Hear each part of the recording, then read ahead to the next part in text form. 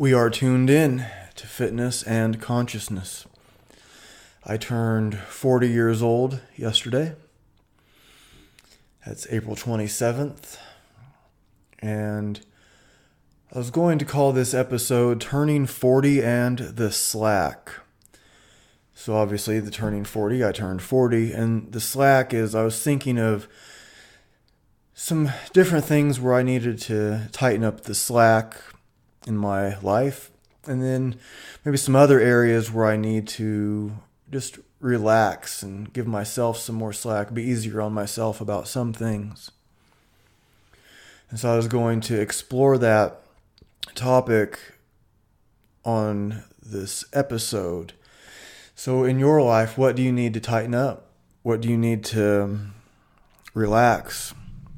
Are you too hard on your husband or your wife about some things? Do you let too much slide? I suppose this is something that it doesn't have perfect rigid answers. These are a lot of gray area.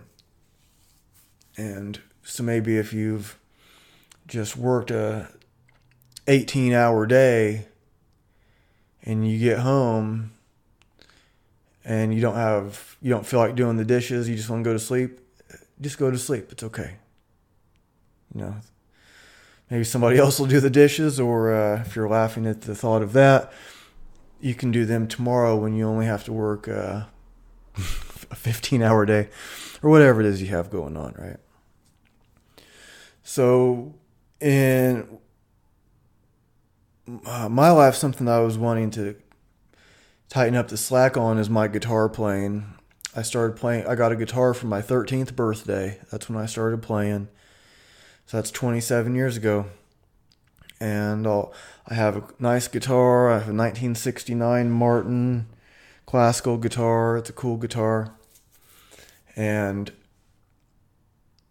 I'll put it down for sometimes months at a time without playing. And then I'll get back into it and start getting back in the groove. And then I'll put it down and not play it for a while. And so I want to just be more disciplined about my guitar playing. And I think for a lot of things in my life, I am pretty disciplined. I have a lot of rules for myself. I have a lot of high standards, I think, of what I do, how I spend my money. And, something like with the money, one thing I want to tighten up the slack on is I spend a lot of money on food, or I spend more money than I need to on food. So I think about how much I spend, and it's like, man, if I just tightened up my food spending, I'd be able to save this much more, or I could do this instead. So I don't really waste very much money, I don't think. But I know that like how much I spend on food, getting carry out, and that's $13, or get, so I don't have to spend $13 for one meal. I mean, it's fine to do sometimes. Maybe it's fine to do it all the time if you have plenty of money. I mean, I'm doing fine, but I'd be doing better if I just tightened up that. And then I was looking for ways I could be easier on myself. And those are harder to come up with. I couldn't really come up with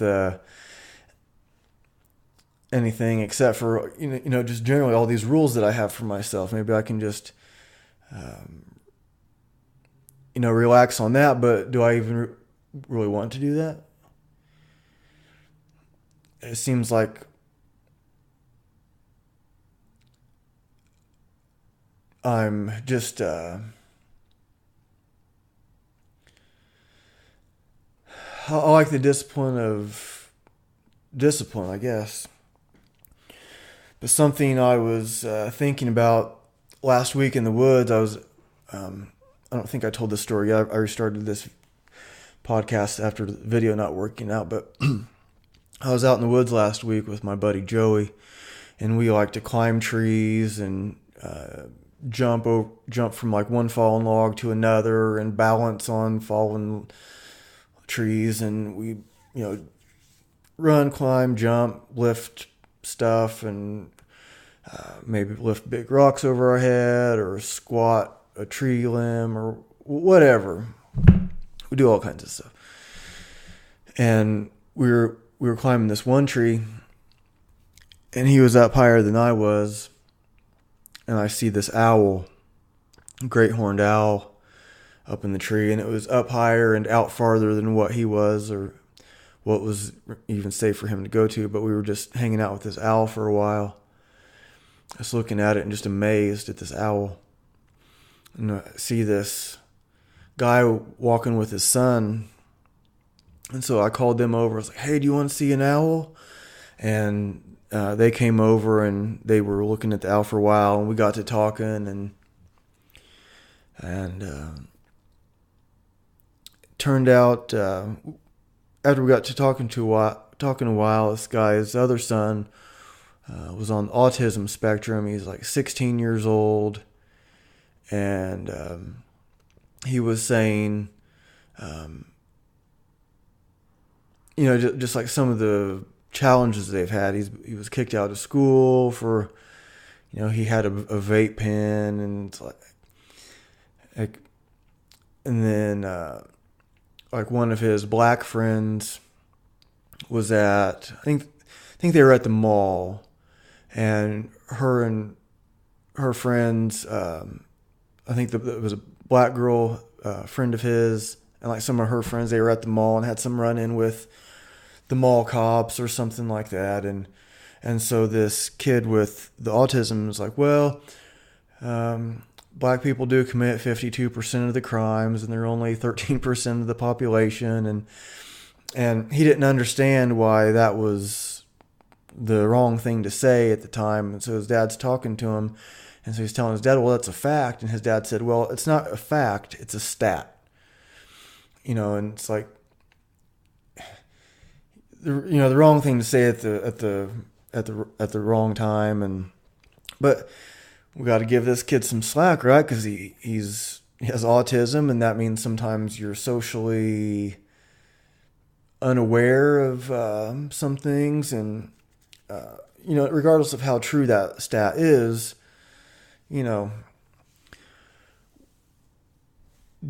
so then this kid is, this is labeled a racist, and it's this whole dramatic thing where he's probably not. He's friends with this girl. He probably doesn't think anything bad about her because she's black. He was just stating a statistic, and that gets him in trouble, and he didn't understand it. So I think in those cases, yeah, we need to like cut him some slack, and hopefully his friend will, and hopefully she'll just like, understand. Sometimes it takes kids a while to be understanding, doesn't it?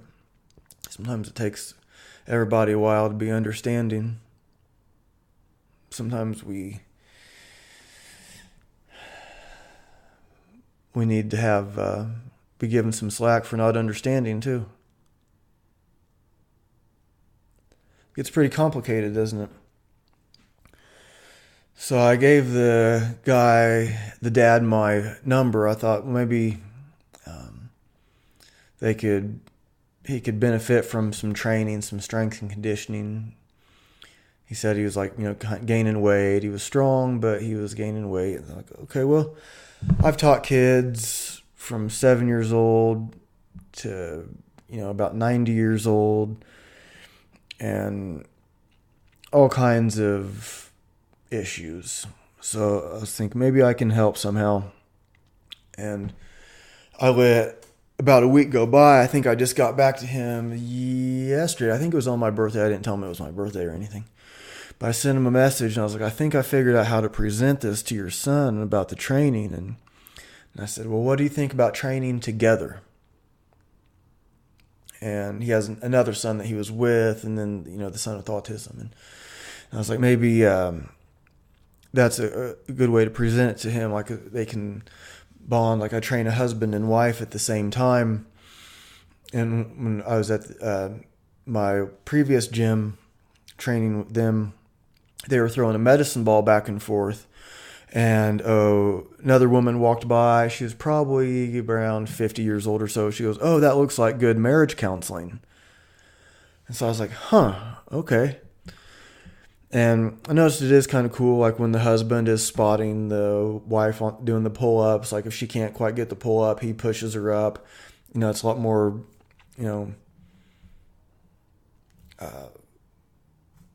not that it would be wrong for me to push her up too. But in that scenario, if he's right there, then he's lifting her up so she can complete the pull-ups. And it's, I get like that lady said with throwing the medicine ball back and forth, marriage counseling. I guess there's a lot that goes unsaid when we're cooperating and working together and building our partnerships and working on things. And so I'm presenting this information like this to him, the dad that we met, and so I was like, so you could be spotting each other, you could be throwing the medicine ball back and forth, and just having this good time working together and helping each other out. And so we'll see how that works out. It sounds like they're trying to deal with some other things first, so I recommended another place. I don't think I'll get into that right now. But not training like a gym, but training like nature stuff, nature connection. So anyways, as we were leaving the woods that day. My buddy Joey and I, after we split off from the dad and his son, we went walking around some more, and we were getting ready to go, and we started to turn back, and there was this tree that had fallen, and we were like balancing and jumping around like on the towards the trunk part of it, and I look up towards the top of the tree, and there's another great horned owl. Like, what are the odds that two trees that we climbed had great horned owls in them? That's pretty amazing. So I was like, wow, look. And so I started getting closer and closer, and I was thanking the owl for staying there, thanking the owl for the experience, and asking permission to get closer and closer. And I was asking out loud. I was thanking owl out loud. I was asking permission to get closer out loud, and I got to this one point where there were some limbs in the way, so I couldn't keep walking, like balancing on the tree. I had to get down, and I asked Owl, is it okay if I jump down and climb up on this other side of the limbs and get even closer? And I felt like it was okay, so I did that. I jumped down, climbed back up. And so the owl's sitting probably like maybe 7 feet up in the air, so it's not real high as this tree fell over. And so we're just sitting about 7 feet in the air, something like that. And I was just a few feet away, and I felt a couple times like I could reach out and touch the owl and it would be okay. But when I was asking Owl if it was okay, I wasn't getting quite the clear yes that I was hoping. And I thought, well, would it be okay if I just did it instead of like letting this fear take over? Because owls can mess people up. They have very strong talons. When I was reading later, I read that, sometimes they'll whoop eagles. They take over eagle nests, and sometimes the eagles win, sometimes the owls win, but owls are very strong, powerful predators. Predator sounds like not such a great word, but you know what I mean. They do what they do. That's it. They just do what they do. They're just owls. They're not, farmers, right? So I was getting closer, and I sat. So I was 3 or 4 feet away, probably. Something like that. I could have leaned over and reached and touched. I was that close. And we're just looking at each other right in the eye for a long time. I don't know how long it was. And I kept thanking Al. And I was taking pictures, and I kept putting my phone up because I didn't want to just be taking pictures. I wanted to be in the moment too. When you're taking pictures, you're not in the moment. You're trying to get the good picture. Why? Because so you can do something with it later. So Al and I were just looking at each other in the eye, and I was just like, it's like nature looking at itself. So which one of us is, the predator? Which one of us is the answer? Both. I mean, I'm vegan, but still, that's, you can't really plow fields without harming animals. But so what I was getting from this Al and like the experience later on as I was processing this amazing experience. My buddy Joey, he was able to get just as close. I climbed down. He was able to climb back up. And it was just amazing. He recommended that I didn't touch the owl. And when I showed the picture to somebody else, he's like, "You're lucky that thing didn't F you up." And owls are his favorite bird. And I was like, "Yeah, man, I almost touched him." And he said, "You would have had stitches for sure." And, I look it up, and I guess owls have, they'll sometimes attack people, like just that are jogging or whatever. But I wasn't too worried. I wasn't worried. Anyways, as I was processing this experience, I was thinking, okay, like, who are you? And then that Who song, who are you? Who? That kept popping into my mind, like, get it? Owl, who? So I'm looking at this owl, and then when I was reading about owl in this book that my dad got me, my dad died in 2005, and he got me this book called Path of the Feather. And I had a thing about owl. And it says something, I won't read it again. I started out my last podcast with it. But it's saying, basically, you can't, owl sees you for what you are. Like, it sees you unconditionally. Like, you think of like loving someone unconditionally. They don't do that, but they see you unconditionally. And so can you see yourself unconditionally? And, so who are you? And so as I thought about this podcast more, I was thinking maybe I'll call this episode, Who Are You? And so I got to thinking, who am I? And, what am I doing here? And that's a question that I've asked a lot. That's not a new concept for me. Who are you and why are you here? And when I first started this podcast, I have these guests, and they would ask me, like, well, what do I, talk about? Like, what questions am I going to ask them? And it's like, my questions are, who are you and why are you here? And they get it. I've had an amazing guest list. It's the show's been going on for about 14 months now, and has a nice amount of listeners that keeps growing, and it's very humbling. I really appreciate everybody listening, and I just want to keep stepping it up more and more, and getting this video fixed. That I don't like that, so I got to figure out. Do I just need to get a new laptop or what? But anyway, so the who are you? And I recently finished this book that was recommended to me called Start With Why.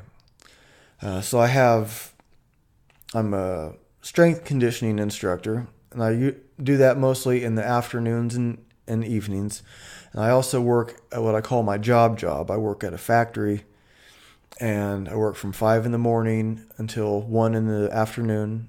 Sometimes I go in at 3 in the morning until 1 in the afternoon. And sometimes I work Saturday, like I did yesterday on my birthday, from 3 in the morning until 9 in the morning. So I do all of that, and then I have clients in the afternoons and evenings. So I was asking he's like a regional manager. He's like, I think about 60 something years old, close to 70 probably, 60 some years old. The regional manager, what business books he recommends, because he knows I'm a trainer. He knows I just started a gym. I was telling him I just started my own gym, and I asked him what books he recommended, and he said, start with why. And so I got that audiobook and I listened to it, and I finished it a few days ago. But it talks mostly about Apple and how they, they can come out with these different products like, iPods, iPhone, computers, and it makes sense because of their why. They want to challenge the status quo, and but when other companies, they come out with something besides a laptop, they come up with, it doesn't really, it might not make sense for them because they're a computer company or whatever. So they don't have their why very well established. And so I was thinking, okay, well, why? So why do I do what I do? So starting with the podcast, I want to help people get their stories out. That's a big thing. I used to drive a cab. I drove a cab for 7 years in Indianapolis. And a lot of what I did was medical transportation. So I would take people to their doctor's appointments. I would take people to their chemotherapy, their radiation treatments. I would take people to their, what's the kidney thing? Dialysis. And I would take people to, and I would get the same passengers all the time. So you get to know them. And I would take people to all kinds of things. And sometimes I'm talking more than one time, I was the first person that someone told me that they just found out they had cancer. There's a hospital, Riley Hospital. It's for children. Kids from all over the world end up going there for whatever horrible thing they have going on. And so you get to picking these kids up and these parents up, but sometimes I would do, not very often, but like the late night bar stuff. I did that sometimes when I first started, but I got sick of that real quick and realized that you could make enough money if you just started early enough. You could do the day shift and be cool. You could make plenty of money doing that. But through driving the cab, I realized that people want to tell their story. And maybe it's something about being in the cab, and usually sometimes people would sit in the front seat, but most time people sit in the back passenger side. And so when they're looking at me, they don't see my eyes or my mouth, they see my ear. And, I can't tell you how many people cried in my back seat, how many people just told me all kinds of these very personal things, the most personal things. And I liked hearing those stories, and I liked that people felt like they could tell me. I heard all kinds of amazing things, the saddest things, the happiest things, and there was someone that I used to pick up. Her name was Marilyn, and she was like 86 years old at the time. So this was a couple years ago. So I was driving the cab and training people both.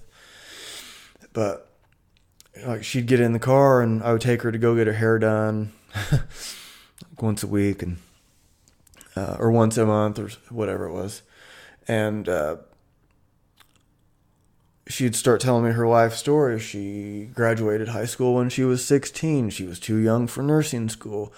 So she was studying this, and then she got into nursing school, and then she started working at Walter Reed, and she met her husband there, who was a doctor, and like just kind of retelling her life story, and I'd listen like I never heard it before, and I realized, just the deeper and deeper level that people want to tell their story. So this podcast ended up coming from that. I want to tell my story, and I want other people to tell their story, and to be able to give people a platform that people from all over the world listen to this podcast. It's amazing looking at the map of who's listening. It blows my mind. I really appreciate it. And I also realize that a lot of times people are just one person removed from someone that can help them get where they want to go. So it's very interesting what happens. Like somebody will come on the show and then they'll say, oh, and then somebody else will hear it and something happens. They get into contact with these people, and whether they just appreciate the story, or maybe they can do something for them, or they want their book, or whatever it is. It's just cool to be a medium for two people to connect, or thousands of people to connect. So that's my why for doing this podcast. I want to help people tell their story, give them a platform, and I want to connect people. So now I was thinking, okay, well, why am I a strength trainer? And even saying like a strength trainer, it doesn't quite sum up what I try to do very much, but it also does very well. So like strength and conditioning instructor is usually how I put it. So, well, what does that mean? That's kind of like a spiritual thing to me also. Not kind of, it is a spiritual thing to me also. Strength. Well, what does strength mean? Does it mean you can pick up a heavy weight? You can, but that's not all. Does it mean you have the conditioning to do a 5-minute set of kettlebell snatches or clean and jerk or whatever? Yeah, it can mean that. But what does that build? So it builds your power endurance, right? Your strength endurance, right? Well, yeah, and your mental endurance, right? Yeah, and it builds your resilience and your... So there's a lot going on. So when you can do that, then when some other life situation comes up, you've already developed that strength, that mental endurance, and the spiritual endurance to deal with these things. So to me, strength training isn't just be like, oh, well, I picked up this heavy weight. Isn't that cool? Yeah, it is cool. I think it's very cool that you picked up a heavy weight. I've seen 1,000 people do it, and I get excited when I see the 1,001. Even if it's just heavy for them. It's not like a world record or anything. It's 5% of a world record. Awesome. If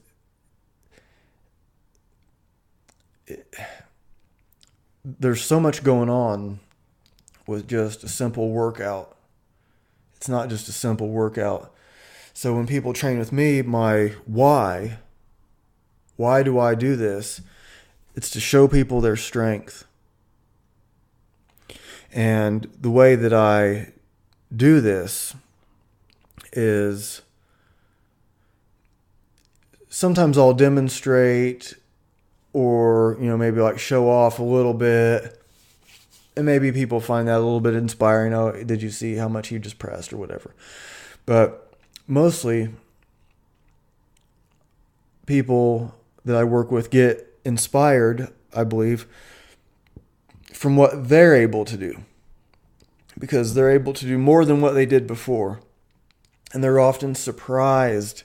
And that's my favorite thing, is to see someone's face when they just did something that they did not think they could do.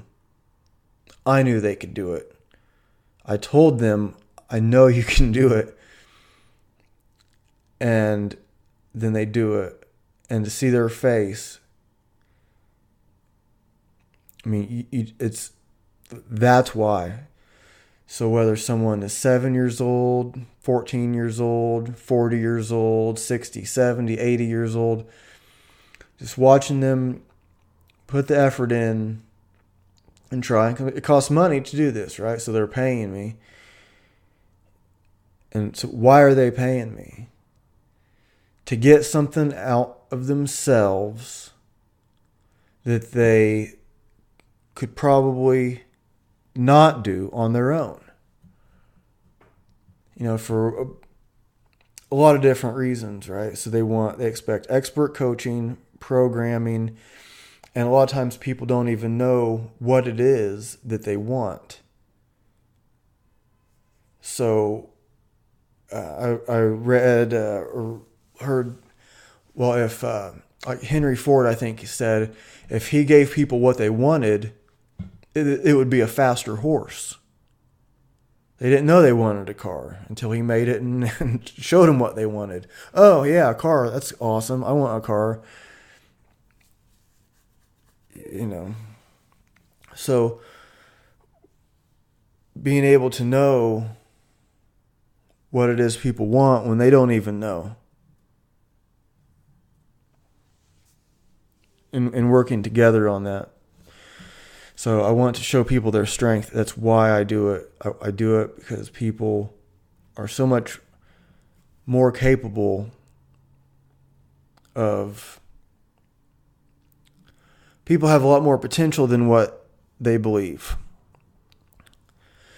So when you come to me, maybe the first session, it's not going to be real hard.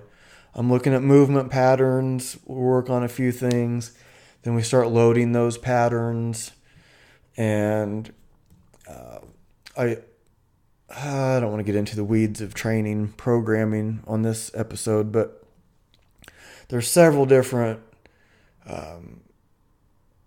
programming methods that I may use depending on who it is and a lot of variables. But wise progressions, programming that makes sense, and it's things that you can use besides just in the gym. These are. But I hope people get more of an experience than just like, oh, I just burned some calories or something. So the why is to show people their strength. And I mean strength in every sense of the word. And so one of the main tools that I use for training is kettlebells. So why do I use kettlebells? Kettlebells are the most versatile fitness tool that exists. There's some other cool ones, but kettlebells are the top of the food chain, I believe. Nothing else beats the versatility. Their main function is strength endurance or power endurance. And it's amazing the numbers that people can hit with kettlebells. Let's see. Yeah, I don't want to get too into the weeds of the programming on this issue, on this episode. I don't want to lose people on that so much, but that's why I use kettlebells, because I think that they're the best.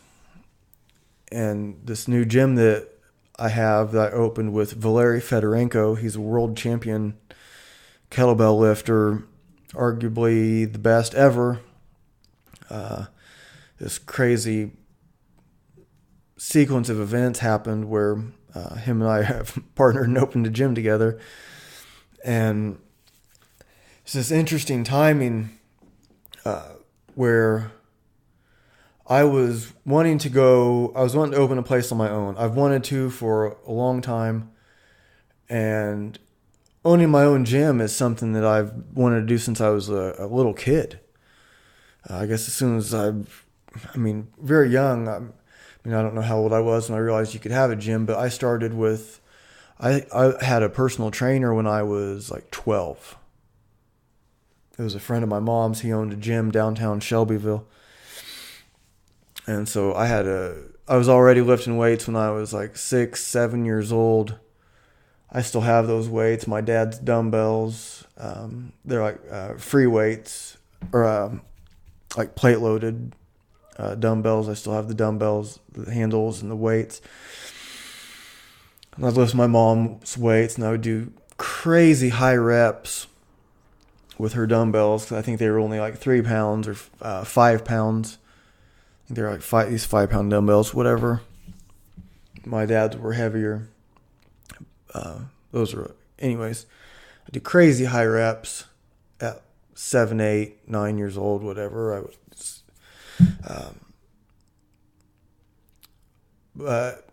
Anyway, so the gym, I was wanting a place, and I was talking about it about a year ago. It was about a year and a half ago, probably, or more than that, with my girlfriend at the time, and I called about a place that's in the same. So we're in an office building, and I had called the same office building to see what was available back then, and I didn't end up following through with it. And then I made an appointment.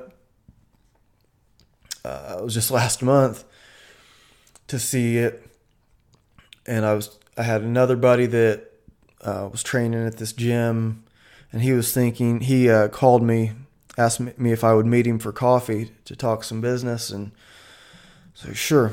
And he was thinking of getting a place of his own, and he was feeling out what I was thinking. I was like, man, I'm thinking the same thing. And then I was telling another buddy about it. He told another buddy of ours, and he's a trainer too. He used to come to my workshops when I was doing them at this other gym. I was doing one workshop per month at this gym, and this other trainer was coming to him, and so he said that he was interested in opening a place. And then I was telling a buddy, and he was like, oh, let me know if you want somebody to teach this. And I told somebody else, and I was talking with someone else. And so I had all these friends that were thinking about it. And, a lot of them were kind of in, kind of out, not right now. And then the buddy of mine that asked me if I would meet him for coffee and talk about it. He said, well, I told him I was calling about this place, and he's like, it's not the right time for me now. And like, okay. So I decided what I'm going to do is I'm going to get a place that I can afford by myself with the clients that I have right now. So I'm not going to be taking, some giant risk. And so I called. I think I called on a Wednesday, or I called on a Thursday, and to set up seeing it on a Monday. And then I end up talking with Valery Fedorenko, who I didn't even know lived around here. I asked him to be on the podcast. And then, after a couple times of talking, he's like, well, maybe we can do something better than a podcast. And I found out he lived here, blew my mind. And so I had ended up meeting him on a Sunday. We met at Starbucks. We were there for over 4 hours talking And it was like, in a way, it was like really surreal, because I'm looking at like one of the people that I admire most for kettlebell lifting. He's done a lot of amazing feats, but not just that, but he's from Kyrgyzstan, and he's also very patriotic to America, and just his character is what was most impressed with. But his world records are pretty impressive too. And so I'm sitting across the table from this guy, and everything makes sense. I mean, we're right in agreement on pretty much everything. And so that was on a Sunday. I saw the place on Monday. I told him about it. He met me there on Tuesday. I filled out the application Thursday, found out we got the place, and moved in just a couple weeks later. And it's been, just a few weeks now. It's crazy to think about how it happened. And I had no idea that I was going to be partnering with him when I first set it out. I was like, okay, I'm going to do this. I can do it by myself. Maybe I can rent the place by the hour to my friends. But I'm doing something where I don't have to mess with people being in and out, in and out. And it's nothing against them. It just wasn't the right time for them. Just like when I called the place, almost 2 years ago, it wasn't the right time for me. So I've been talking about this for a long time. So I'm not trying to say anything bad about these people who my friends that just were not quite in the right spot to do this. But the timing and the partnership that happened because of it is, I couldn't have planned it any better. Like they say, make plans and God laughs. And turns out there's a saying in Russian that's pretty much the same thing. I'm learning some of these Russian sayings. I don't really get to learn it in Russian, but I get like the translations, and they have a lot of the same ones. Like in Russia, they'll say measure 7 times, cut once. And I was like, oh well, we have once, measure twice, cut once. But anyways. Where was I? So this gym, and it's not a real big place, but he didn't want a real big place either. And so we can train up to about probably 6 people at a time there. You could probably fit more, but 6 people would be cool. And that way everybody gets personal attention. And we can train so individuals already doing that, and small groups already doing that, and teams. So if you have like a Brazilian Jiu-Jitsu team, or you have a MMA team, or you have some kind of school like that, or baseball or football or whatever it is, if your team wants to learn kettlebells, you can come train with us as your team. 6 at a time. We probably won't. We have the opportunities to travel to other places, but it's like I don't think either one of us really wants to. We want to keep it focused on small. And he's had like 40, almost 50 people come to his workshops before. I haven't had that many come into mind, but I've had quite a few people at my workshops, and I would. It gets hard to do a good job. So, and I don't want people to be a face in a crowd, sell out. Oh, there's 200 people that came to my workshop. Wasn't that great? Oh, did you meet Fred? Who? He was at your workshop. Oh, I have no idea who you're talking about. Well, I don't want that to happen. That's not something that happened. I make it a point to know everybody's name that comes. But I went to a workshop one time. It was a yoga workshop, and it was a famous yoga teacher. And there were, I think, 30 people in the room. We each paid $50 each, which I thought was a fair enough price for a workshop. And then she spent maybe about a minute with me, maybe a little bit more than a minute with me. But you figure 30 people, a class, I think it was an hour and a half long or something like that. So, and I was probably one of the ones that got the most attention. She was helping me on like the jumping through part of this. But it was like, okay, and I went to another yoga workshop where it was not as many people there, but it was like, And I did those before I was doing my kettlebell workshops. Those were a while back. I was like, I'm not going to have my workshops be like that. No way am I going to have somebody pay me anything and then just be a face in the crowd. And I figured out how to teach classes where I could have, 10 people show up and I could give them each individual attention. I figured out how to do timed sets that way. But that was one thing. If you come to my workshops, I want to know your name. I want to remember it days later. And I want to like under promise and over deliver. So I want to give people more than what they expect. I mean, it costs a good amount of money to work with me, and I don't take that lightly. I take that very seriously. People work hard for their money, usually.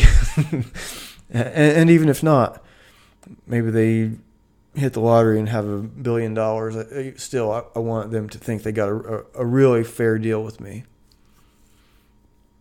And I think I'm good at that. I've had people stick with me for several years now, coming, twice a week for training. So that's why, going back to start with why. So why are we in a place that isn't real big? So we can focus on people better. That's why surely we can attract more than 6 people. It's not that tough. Can't have more.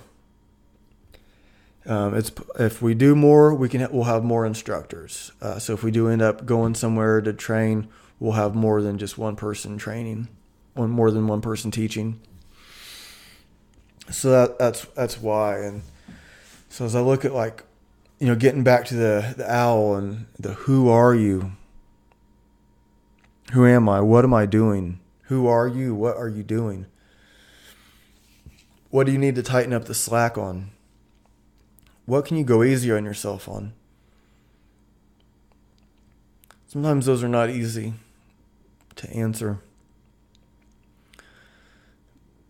There's not much that I'm thinking I need to ease up the slack on, and I probably should. I remember when I think it was when my daughter's mom was pregnant with her. My daughter was born when I was 18, almost 19. I was a couple months short of 19 years old when my daughter was born. So I was working at this warehouse. It was kind of like a UPS, but not as big. And so I was 18. And the owner came up to me one time. He's like, "You're too serious." He's like, "That's not good." And, so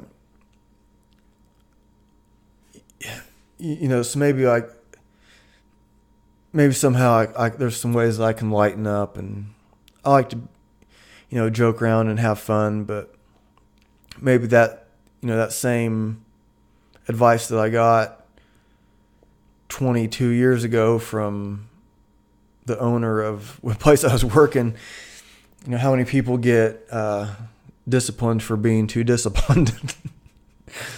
Like, "You're too serious." So I thought, what ways can I kind of be silly? And at the gym, we have Bob Torso, the striking dummy. He has a He-Man shirt on, from the 80s cartoon, that era of He-Man, and it's just kind of funny. And I saw. I have this T-shirt, and it has Dawson on it, Dawson from Street Fighter, and it says "Namaste" on it, and it's kind of funny because it's like a left-hand path sort of thing. But anyways, so it's kind of funny, and I wear it every once in a while.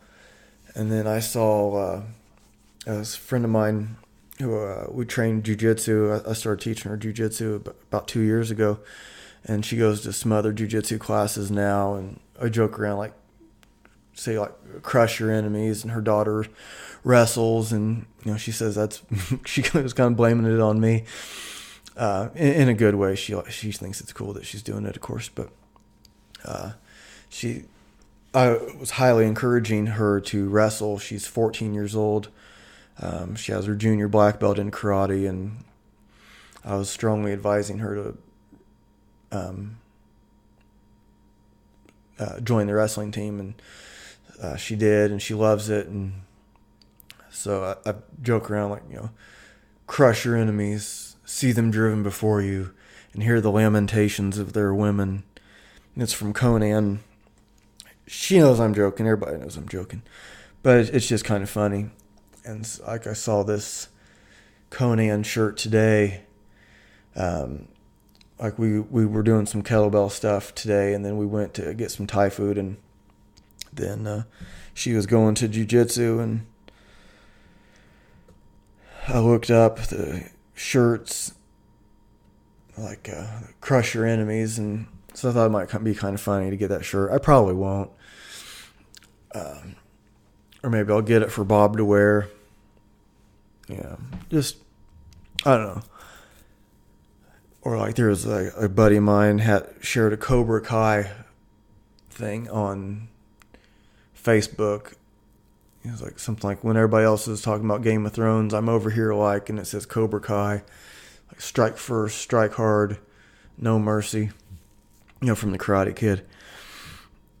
And so I was like, oh, I need that shirt. I need a shirt that says that. And so I looked it up, and I didn't buy one, but so I thought maybe it would be kind of, maybe that's kind of a way for me to like loosen up a little bit, like, cutting myself some slack on just generally being serious. I don't know if that's quite how I want to do it, so we'll see. It's funny. So what do you, maybe there's like this, like one thing that we can work on. So there's all kinds of stuff I want to tighten up the slack on, but I picked is guitar. So I guess I'll be starting tomorrow. I thought I was going to be playing tonight. I may mess around with it a little bit, but it's, I started trying to do this podcast about an hour before I actually started it, because I was trying to get my, the video to work right, Zoom meeting, and I think it's my computer and not the app, so I got to figure that out. But playing guitar, I think that's the one thing I'm going to crank down on, because I'll remember this, so I don't want to just make a list of all kinds of stuff, because how many things do you have to do tomorrow? So there's all kinds of stuff. I could make quite a big list of things that I have to do tomorrow. We'll see what gets done. So, I kind of forgot until just now. I just looked over and saw that I had brought over 1, 2, 3, 4, 5, 6, 7, 8, 9, 10, 11, 12, 13. I have 13 books over here that I was going to choose from to read something. I think I'll pick a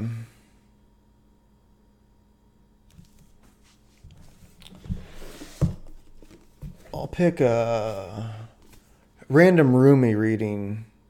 Okay. So I just opened up the page. This is from the Rumi Daybook, 365 Poems and Teachings from the Beloved Sufi Master, selected and translated by Kabir and Camille Helminski. First page, what it takes. Until you've found the pain, you won't reach the remedy. Until you've given your life, you won't get the all souls are one. Until you're an Abraham, you won't know the fire within. You won't reach the springhead of life as Kadir did.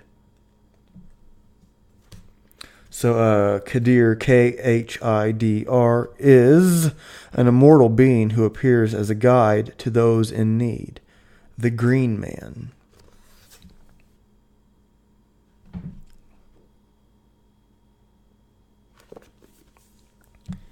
I'll read one more thing here. I think we're at about 55 minutes.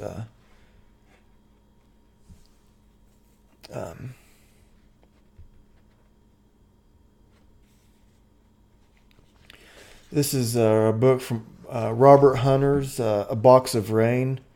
Lyrics from 1965 to 1993. Robert Hunter is one of my favorite songwriters.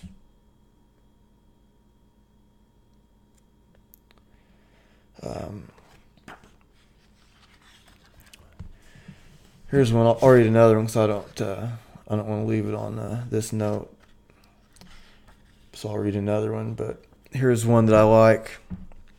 It's kind of heavy. It's called High Time. You told me goodbye. How was I to know? You didn't mean goodbye. You meant please. Don't let me go. I was having a high time. Living the good life. Well, I know. The wheels are muddy. Got a ton of hay. Now listen here, baby, 'cause I mean what I say. I'm having a hard time. Living the good life. Well, I know. I was losing time. I had nothing to do. No one to fight. I came to you. Wheels broke down.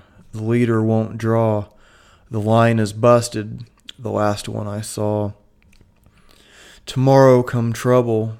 Tomorrow come pain. Now don't think too hard, baby, 'cause you know what I'm saying. I could show you a high time, living the good life. Don't be that way. Nothing's for certain. It could always go wrong. Come in when it's raining. Go on out when it's gone. We could have us a high time, living the good life. Well, I know.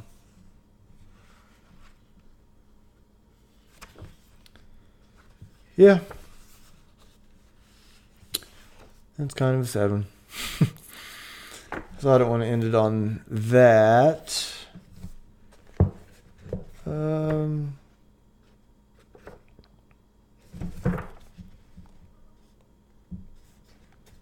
I think this is kind of an opposite one. This one's called Till the Morning Comes.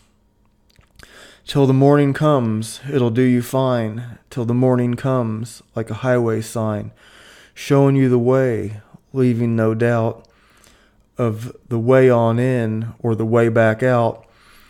Tell you what I'll do.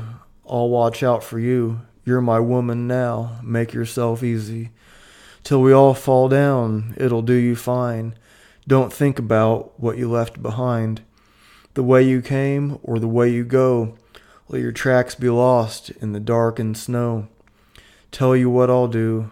I'll watch out for you. You're my woman now. Make yourself easy. When the shadows grow, it'll do you fine. When the cold winds blow, it'll ease your mind.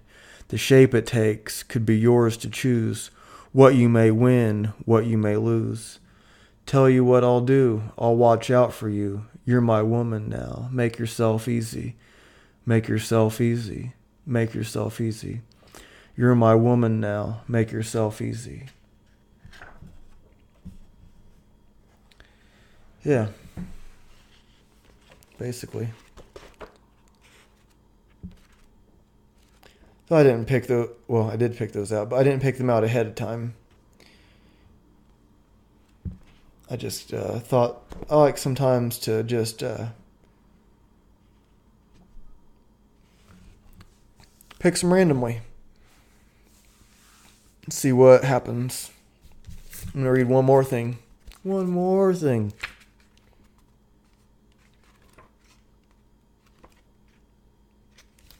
This is Moments of Truth, Volume 1, excerpts from the Rubaiyat of Omar Khayyam, explained by Paramahansa Yogananda.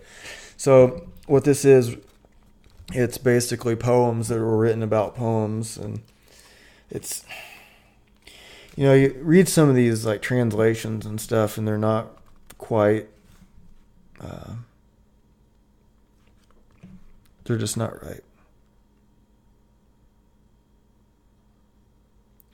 Behold this one flaming truth. All life is fleeting. Cling to that understanding, and seek then within yourself that which alone endures. Hey, that makes sense. So I was talking about this being called Who Are You? Right? I'll leave it at that. Who are you?